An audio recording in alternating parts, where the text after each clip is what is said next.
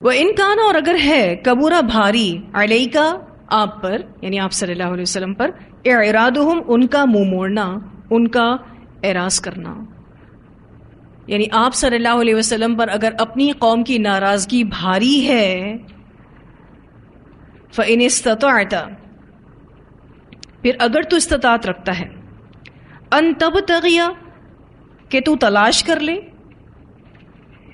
کہ تو ڈھونڈ لے نفقاً ایک سرنگ فی الارض زمین میں، تو پھر آپ زمین میں ایک سرنگ ڈھونڈ لیں، او سلمن یا ایک سیڑھی فی السماء یا آسمان میں، فتأتیہم تو آپ لے آئیے ان کے پاس بآیہ کوئی نشانی کوئی معجزہ۔ رسول اللہ صلی اللہ علیہ وسلم سے اللہ سبحانہ تعالیٰ کہہ رہے ہیں کہ اگر آپ کو اپنی قوم کی ناراضگی برداشت نہیں ہوتی تو پھر اس کا یہی حل ہے کہ آپ ان کو خوش کرنے کے لیے وہ مطلوبہ معجزہ لانے کے لیے خود سے کوئی زمین میں سرنگ بنا لیں یا آسمان میں کوئی سیڑھی لگا لیں اور کوئی معجزہ ان کو دکھا دیں۔ یہ بات ہم سب جانتے ہیں کہ کفار مکہ حسی معجزہ مانگ رہے تھے۔ آپ صلی اللہ علیہ وسلم کی یہ خواہش تھی، یا آپ کہہ سکتے ہیں کہ آپ صلی اللہ علیہ وسلم کے دل میں یہ خیال آ جاتا تھا کہ اللہ تعالیٰ اگر کوئی معجزہ اتار دے تو امید ہے کہ یہ لوگ ایمان لے آئیں گے۔ اللہ تعالیٰ نے آپ صلی اللہ علیہ وسلم کی اس آرزو کا یہ جواب دیا کہ اگر آپ کو اپنی قوم کی ناراضگی برداشت نہیں ہوتی، آپ پر اپنی قوم کی ناراضگی بھاری ہے، تو آپ خود سے کوئی معجزہ ان کو دکھا دیں، اور اس کے لیے آپ کوئی بھی تحریک کر سکتے ہیں، آپ زمین میں سرنگ بنا لیں، آپ آسمان میں سیڑھی لگا لیں، لیکن اللہ تعالیٰ کی حکمت نہیں ہے ان کو معجزہ دینا۔ معجزہ دکھا کر ایمان لانے پر مجبور کرنا اللہ کا طریقہ نہیں ہے۔ ہاں اگر آپ صلی اللہ علیہ وسلم ایسا چاہتے ہیں تو خود سے ہی زور لگا لیں۔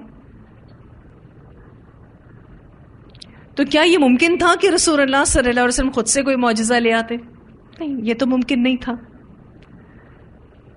دیکھیں، جب کسی کام میں تاخیر ہو رہی ہوتی ہے نا تو اس پر صبر کرنا چاہیے، اور یہاں آپ صلی اللہ علیہ وسلم کو ایک طرح سے صبر ہی کی تلقین ہے۔ ایکچولی رسول اللہ صلی اللہ علیہ وسلم کی یہ آرزو کہ اللہ تعالیٰ کوئی معجزہ دے دے اس بنا پر تھی کہ یہ ایمان لے آئیں، بس اور کوئی وجہ نہیں تھی۔ آپ صلی اللہ علیہ وسلم کو شوق نہیں تھا کہ وہ معجزات دکھائیں، آپ صلی اللہ علیہ وسلم بس یہ چاہتے تھے کہ زیادہ سے زیادہ لوگ ایمان لے آئیں۔ تو اللہ تعالیٰ فرماتے ہیں کہ معجزہ دکھا کر ایمان لانے پر مجبور کرنا اللہ کا طریقہ نہیں، اللہ کی حکمت نہیں، کیونکہ ہم سب یہ بات جانتے ہیں کہ جب اللہ تعالیٰ کسی بھی قوم کا مطلوبہ معجزہ اس کو دے دیتے ہیں اور وہ ایمان نہیں لاتی تو اس قوم کا کیا حال ہوتا ہے؟ اس پر عذاب آتا ہے۔ اس بات کو آپ یوں بھی سمجھ سکتے ہیں کہ بچے ہمارے کسی چیز کا مطالبہ کرتے ہیں اور ہم ان کو کہتے ہیں صبر کرو، لیکن وہ نہیں مانتے تو ہم کیا کہتے ہیں؟ جاؤ پھر خود سے لے آؤ۔ پچھلی آیت میں اللہ تعالیٰ نے صبر کا میسج دیا رسول اللہ صلی اللہ علیہ وسلم کو کہ دیکھیں آپ سے پہلے کے جو رسول تھے انہوں نے بھی یہ ڈیفیکلٹیز دیکھی، انہوں نے صبر کیا۔ اس کا مطلب کیا ہے؟ آپ بھی صبر کیجئے، ٹھیک ہے، لیکن اگر آپ صبر نہیں کر پا رہے تو ٹھیک ہے، پھر آپ خود ہی معجزہ لے آئیے۔ اور ایسا کرنا محال تھا، یہ ممکن نہیں تھا۔ اور یہ بات ہم سب کو یاد رکھنی چاہیے کہ کچھ کام ایسے ہوتے ہیں کہ اس میں صبر کے علاوہ کوئی اور حل نہیں ہوتا۔ ہم بہت سے مسئلے مسائل میں خود کو کہتے ہیں کہ صبر کے سوا اور کوئی چارہ نہیں ہے، اور صبر کا اپنا اجر بھی ہے۔ تو اللہ تعالیٰ نے نبی اکرم صلی اللہ علیہ وسلم کو یوں سمجھ لیجئے کہ ان کی آرزو کا یہ جواب دیا کہ آپ پھر خود سے حسی معجزہ لے آئیں، اللہ تعالیٰ تو نہیں دے گا۔ اللہ تعالیٰ فرماتے ہیں وَلَوْ شَاءَ اللَّهُ اور اگر چاہتے اللہ تعالیٰ لَجَمَعَهُمْ البتہ جمع کر دیتا ان کو عَلَى الْهُدَى ہدایت پہ۔ اللہ کے لیے کیا مشکل تھا، سب کو ہدایت دے دیتا، سارے لوگ ہی مسلمان ہو جاتے۔ فَلَا تَكُونَنَّ بس ہرگز نہ آپ ہوئیے گا من الجاہلین نادانوں میں سے۔ رسول اللہ صلی اللہ علیہ وسلم کو انکار کرنے والوں کی طرف سے جو تکلیف ہوتی تھی وہ مان کر ہی نہیں دیتے تھے، تو اللہ تعالیٰ نے رسول اللہ صلی اللہ علیہ وسلم سے فرمایا کہ یہ نہیں مانیں گے، اور آپ ان کو اللہ کے حکم کے بغیر قبول اسلام پر آمادہ بھی نہیں کر سکتے۔ ایسا تھوڑی نہ ہے کہ آپ کوئی معجزہ لے آئیں گے، ان کو نشانی لا کر دکھائیں گے تو یہ مسلمان ہو جائیں گے، ایسا نہیں ہے۔ اول تو آپ خود سے کوئی معجزہ لا نہیں سکتے، اور اگر آپ معجزہ لے بھی آئیں گے تو بھی یہ ایمان لانے والے نہیں ہیں۔ اسی لیے آپ سارا معاملہ اللہ پہ چھوڑ دیجئے۔ اللہ کے لیے کچھ مشکل نہیں تھا، اللہ سب کو مسلمان بنا دیتا۔ آپ ریزلٹس اللہ پر چھوڑ دیجئے اور پورے اطمینان اور پورے سکون کے ساتھ اللہ کے دین کا کام کرتے رہیں۔ بے شک یہ کفار آپ سے معجزات کا مطالبہ کرتے رہیں، اور آپ کو پتہ ہے کیسے کیسے معجزات مانگتے تھے آپ صلی اللہ علیہ وسلم سے؟ کہتے تھے کہ تو ہمارے لیے یہاں پر نہریں جاری کر، اور کیوں تو کوئی آسمان سے ٹکڑا نیچے نہیں گراتا۔ پھر اسی طرح سے وہ کہتے تھے کہ کیوں تیرے لیے سونے کا گھر نہیں ہے۔ ایسے ایسے تو یہ مطالبے کرتے تھے کہ ہمیں باقاعدہ اس طرح کی کوئی سپر نیچرل چیزیں دکھائی جائیں۔ بہت عجیب عجیب سے حسی معجزات یہ مانگا کرتے تھے۔ تو اللہ سبحانہ تعالیٰ نے یہاں رسول اللہ صلی اللہ علیہ وسلم کو سکھایا کہ اللہ کی سنت ہے کہ ہر کام کو کرنے میں صبر ضروری ہے۔ ہر کام صبر مانگتا ہے، اور اللہ کے دین کا کام تو بہت زیادہ صبر مانگتا ہے۔ آپ کو بسا اوقات دین کے کام کا کوئی رزلٹ نظر نہیں آتا، آپ کو اس پر بھی صبر کرنا پڑتا ہے۔ آپ لوگوں کو سمجھاتے ہیں، بتاتے ہیں، لیکن لوگ سن کر ہی نہیں دیتے، لوگوں کے عمل ہی چینج نہیں ہوتے، تو اس پر بھی آپ کو صبر کرنا پڑتا ہے۔ اللہ تعالیٰ کہتے ہیں فَلَا تَكُونَنَّ مِنَ الْجَاهِلِينَ، دیکھیے آپ نادانوں میں سے مت ہوں۔ یہاں پر نادانی یہ ہے کہ اللہ کی مشیت کے خلاف سوچنا یا تدبیر کرنا۔ اللہ کی مشیت کے خلاف سوچنا یا تدبیر کرنا نادانی کی بات ہے۔ تو نبی اکرم صلی اللہ علیہ وسلم سے کہا جا رہا ہے کہ آپ نادانی کرنے والوں میں سے نہ ہوئیے گا۔ لفظ یہاں پر الجاہلین استعمال ہوا ہے۔ دیکھیں جہل دو طرح کی ہوتی ہے، ایک حماقت کی وجہ سے جہالت، اور دوسری علم نہ ہونے کی وجہ سے جہالت۔ جو علم نہ ہونے کی وجہ سے جہالت ہوتی ہے اس کو آپ نادانی بھی کہہ سکتے ہیں۔ تو رسول اللہ صلی اللہ علیہ وسلم سے اللہ تعالیٰ یہ کہہ رہے ہیں کہ آپ صبر کیجئے، آپ بہت زیادہ حسرت اور افسوس نہ کریں۔ کیوں؟ یہ ایمان نہیں لائیں گے، ان کا معاملہ اللہ کے سپرد کر دیجئے۔ اللہ تعالیٰ ہی اس کی حکمت اور مصلحت کو جانتا ہے کہ یہ کیوں ایمان نہیں لا رہے۔ سورہ احقاف کی آیت نمبر 35 میں آتا ہے، اللہ سبحانہ تعالیٰ فرماتے ہیں فَاصْبِرْ كَمَا صَبَرَ أُولُو الْعَزْمِ مِنَ الرُّسُلِ وَلَا تَسْتَعْجِلْ لَهُمْ، صبر کیجئے جیسا کہ اولو العزم رسولوں نے صبر کیا، اور آپ ان کے لیے جلدی نہ کیجئے۔ تو بہت ہی پیار سے آپ کہہ سکتے ہیں کہ اللہ تعالیٰ نے رسول اللہ صلی اللہ علیہ وسلم کو سمجھایا۔ یہاں جو اللہ سبحانہ تعالیٰ فرماتے ہیں وَلَوْ شَاءَ اللَّهُ لَجَمَعَهُمْ عَلَى الْهُدَى، اگر اللہ تعالیٰ چاہتا تو ان کو ہدایت پر جمع کر دیتا۔ یعنی آپ ایسا مت خیال کیجئے کہ کوئی نشانی یا معجزہ لانے سے ہی یہ راہ ہدایت پر آئیں گے۔ اللہ تعالیٰ کا یہ طریقہ کار نہیں ہے۔ ویسے بھی آپ دیکھیے کہ اگر کوئی قوم معجزہ دیکھ لیتی ہے تو اس معجزے کو دیکھ کر یہ ممکن ہے کہ کوئی مجبوراً ایمان لائے۔ اللہ تعالیٰ کو یہ پسند نہیں۔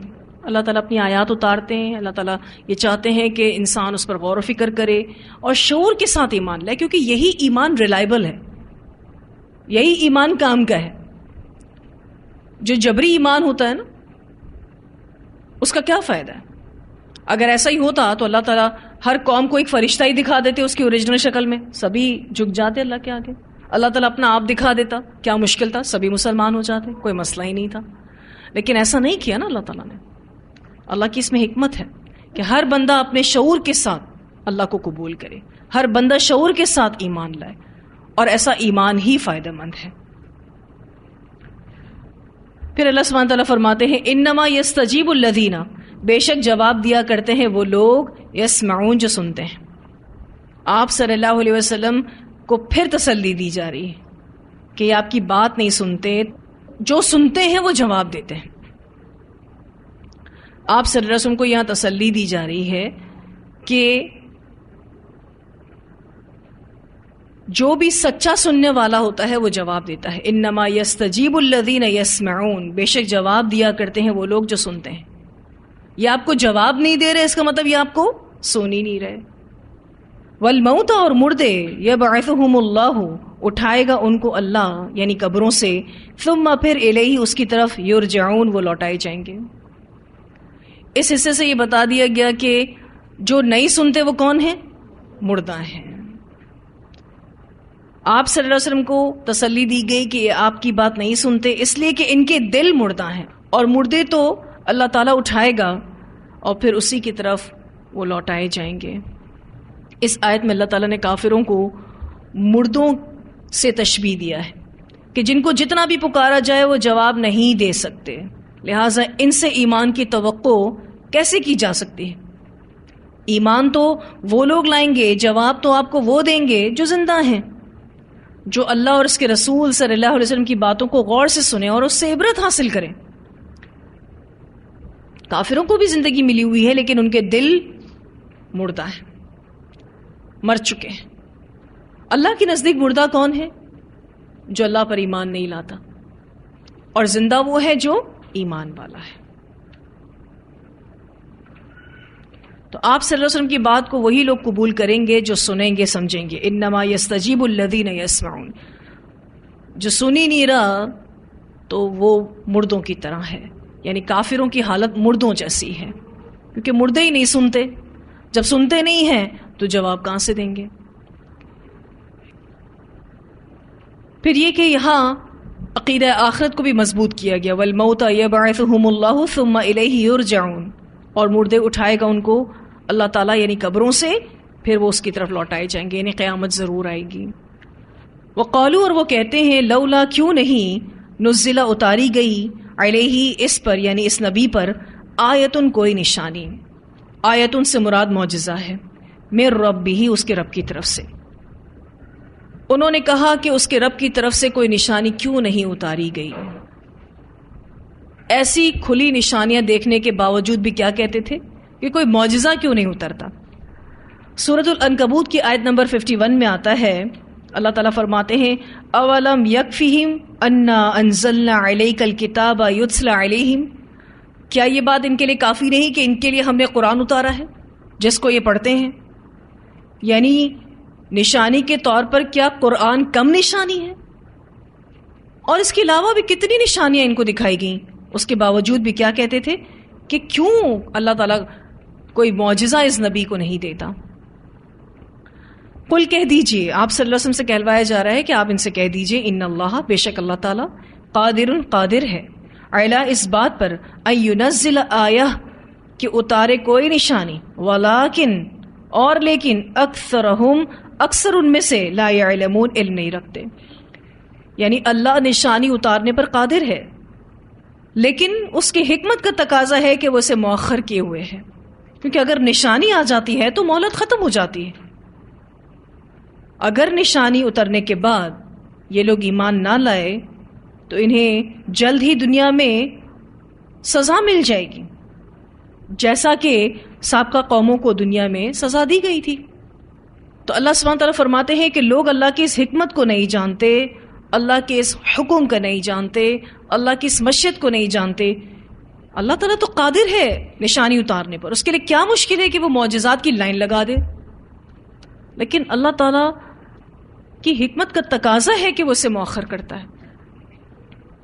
پھر اللہ سبحانہ تعالیٰ فرماتے ہیں، وما من دابۃ، اور نہیں کوئی جاندار یا چلنے والا، فی الارض، زمین میں.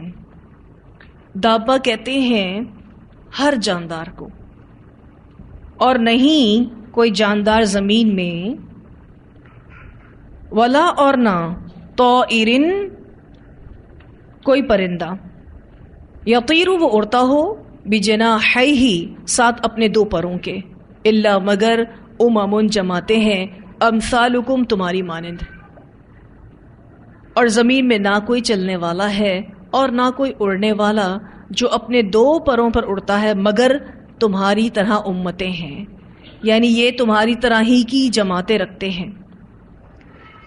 آپ نے پرندوں کی ٹیمز تو دیکھی ہوں گی جو آسمان میں اڑتی ہیں اور ایک ساتھ لائن بنا کر اڑتی ہیں۔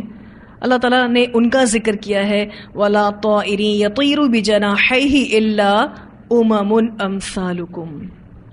اللہ سبحانہ تعالیٰ نے یہاں یہ فرمایا ہے کہ تمام چوپائے جو زمین پر چلتے ہیں، جو بھی جاندار زمین پر چلتے ہیں، اور تمام پرندے جو اپنے دو پروں کے ذریعے اڑتے ہیں، سب اللہ تعالیٰ کی مخلوقات کی الگ الگ قسمیں ہیں۔ اللہ سبحانہ تعالیٰ فرماتے ہیں، ما فرطنا نہیں کمی کی ہم نے فی الکتابی کتاب میں، من شیء کسی چیز کی، یعنی اس کتاب میں کوئی بھی بات لکھنے سے چھوڑی نہیں گئی ہے۔ الکتاب سے مراد یہاں پر لوح محفوظ ہے، یعنی وہاں ہر چیز درج ہے۔ اس بارے میں ایک روایت آتی ہے، رسول اللہ صلی اللہ علیہ وسلم نے فرمایا، قلم خشک ہو چکا ہے اس پر جو تم کرنے والے ہو۔ اسے بخاری نے روایت کیا ہے۔ ہر چیز لوح محفوظ میں لکھ دی گئی ہے۔ الکتاب سے دوسری مراد قرآن ہے، جس میں دین کے ہر معاملے پر روشنی ڈالی گئی ہے۔ اللہ تعالیٰ نے دین کے متعلق تمام اصول بیان کر دیے ہیں، اور جن ڈیٹیلز کا ذکر نہیں کیا وہ رسول اللہ صلی اللہ علیہ وسلم نے اپنے قول اور عمل سے بیان فرما دیا۔ اللہ تعالیٰ نے نبی اکرم صلی اللہ علیہ وسلم کو ایک دوسری طرح کی بھی وحی دی، جسے ہم احادیث کے نام سے جانتے ہیں۔ جن ڈیٹیلز کا ذکر قرآن میں نہیں ہے، رسول اللہ صلی اللہ علیہ وسلم کے قول اور عمل سے اس کو واضح کیا گیا۔ اللہ تعالیٰ کہتے ہیں، ما فرطنا فی الکتاب من شیء، ہم نے کتاب میں کسی چیز کی کمی نہیں چھوڑی، ہر چیز کو اس میں لکھ لیا ہے۔ ثم پھر الی ربہم اپنے رب کی طرف، یحشرون وہ اکٹھے کیے جائیں گے، سب اللہ کی طرف اکٹھے کیے جائیں گے، سب جانور، سب پرندے، سب کو اللہ تعالیٰ اکٹھا کرے گا۔ یہاں کفار کو وارن کیا جا رہا ہے کہ جب اللہ تعالیٰ زمین کے کسی جانور یا پرندے کے حالات سے ناواقف نہیں ہے، اور اس کا نامہ اعمال محفوظ ہے اور اس کا بدلہ بھی اسے ملے گا، تو تم اپنے بارے میں یہ کیوں سوچ رہے ہو کہ تمہارے اعمال کا بدلہ تم کو نہیں ملے گا؟ ایک روایت بھی آتی ہے، سیدنا ابو ہریرہ رضی اللہ عنہ بیان کرتے ہیں کہ رسول اللہ صلی اللہ علیہ وسلم نے فرمایا، ضرور بضرور تم سے قیامت کے دن حقداروں کے حقوق ادا کرائے جائیں گے، حتیٰ کہ بے سینگ بکری کا بدلہ سینگ والی بکری سے لیا جائے گا۔ اسے مسلم نے روایت کیا ہے، یعنی اگر کسی سینگ والی بکری نے بے سینگ بکری کو مارا ہوگا تو اس سے بھی بدلہ لیا جائے گا۔ تو جہاں ان جانوروں کا حساب ہوگا، وہاں پھر ہم انسانوں کا کیا حال ہوگا؟ تو ہم سب کو اپنے حساب کا خوف ہونا چاہیے۔ یہاں اسی بات کو واضح کیا گیا ہے کہ اللہ تعالیٰ اپنی مخلوق کے تمام احوال سے واقف ہے، وہ ذرا بھی غافل نہیں، وہ سب کی نگرانی کرتا ہے، سب کو روزی دیتا ہے۔ لوح محفوظ میں اس نے ہر چھوٹی بڑی چیز کا علم محفوظ رکھا ہوا ہے۔ بالکل اسی طرح سے قرآن میں بھی اس نے ہر ہدایت سے ریلیٹڈ بات کو اتار دیا ہے۔ جو بھی دین کے اصول ہیں اس کو بیان کر دیا ہے، اور کچھ باتیں ڈیٹیلز سے قرآن میں موجود نہیں ہیں تو وہ رسول اللہ صلی اللہ علیہ وسلم کی احادیث سے پتہ چل جاتی ہے، اور احادیث قولی بھی ہیں اور عملی بھی ہیں۔ جانا سب نے اللہ کے پاس ہے۔ جو اہم ترین پیغام ہے وہ کیا ہے؟ ثم الی ربہم یحشرون۔ تم سب کو اپنے انجام کی فکر ہونی چاہیے، سب کو اپنے حساب کا خوف ہونا چاہیے، کوئی بھی اس سے بچ نہیں سکتا۔ والذین کذبوا، اور وہ لوگ جنہوں نے جھٹلایا، بآیاتنا ہماری آیات کو، سمن بہرے ہیں، وہ بکمن اور گنگے ہیں، فی الظلمات اندھیروں میں ہیں، من یشاء اللہ، جس کو چاہتا ہے اللہ تعالیٰ، یضللہ، اس کو بھٹکا دیتا ہے، ومن یشاء، اور جس کو چاہتا ہے، یجعلہ، کر دیتا ہے اس کو، علی صراط مستقیم، سیدھے راستے پر۔ جو شخص اللہ کی آیات کو جھٹلا دے تو اس کو پھر اللہ تعالیٰ ہدایت نہیں دیتا۔ وہ ایسا ہے جیسے کوئی گنگا بہرا شخص اور وہ اندھیروں میں بھی ہو۔ بہرا ہونے کی وجہ سے ہدایت کی بات سن نہیں سکتا، اور گنگا ہونے کی وجہ سے کسی سے کچھ پوچھ نہیں سکتا، تو پھر ایسا شخص گمراہ نہیں ہوگا تو پھر کیا ہوگا؟ ہاں، اگر کوئی اللہ کی آیات پر غور و فکر کرنا شروع کر دے تو اللہ تعالیٰ اس کو پھر صراط مستقیم دکھاتا ہے۔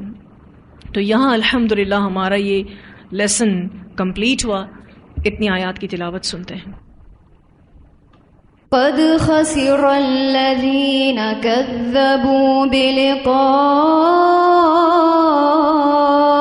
الله حتى إذا جاءتهم الساعة بغتة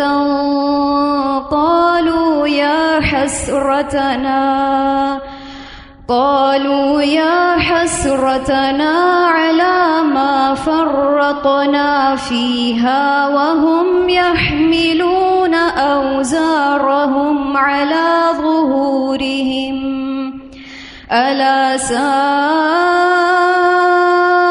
ما يزرون وما الحياة الدنيا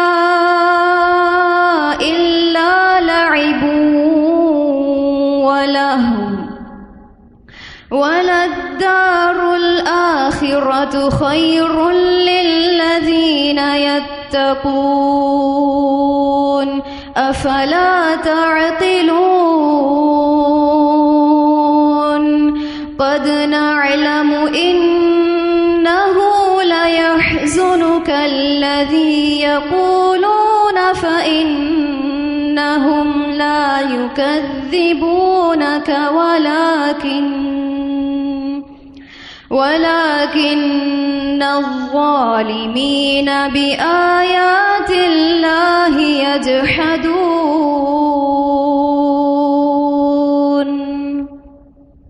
ولقد كذبت رسل من قبلك فصبروا على ما كذبوا وأوذوا حتى أتاهم نصرنا ولا مبدل لكلمات الله ولقد جاءك من نبأ المرسلين وإن كان كبر عليك إعراضهم فإن استطعت أن تبتغي نفقا في الأرض أو سلما في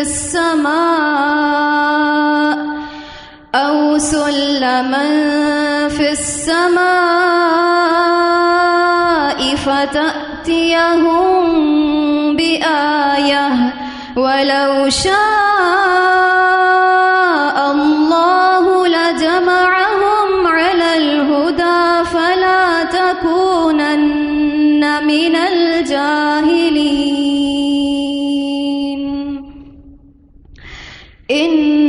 إنما يستجيب الذين يسمعون والموتى يبعثهم الله ثم إليه يرجعون وقالوا لولا نزل عليه آية من ربه قل إن الله قادر على أن ينزل آية ولكن أكثرهم لا يعلمون وما من دابة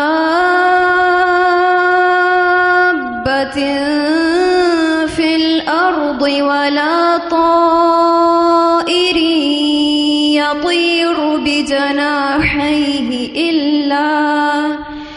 إلا أمم أمثالكم ما فرطنا في الكتاب من شيء ثم إلى ربهم يحشرون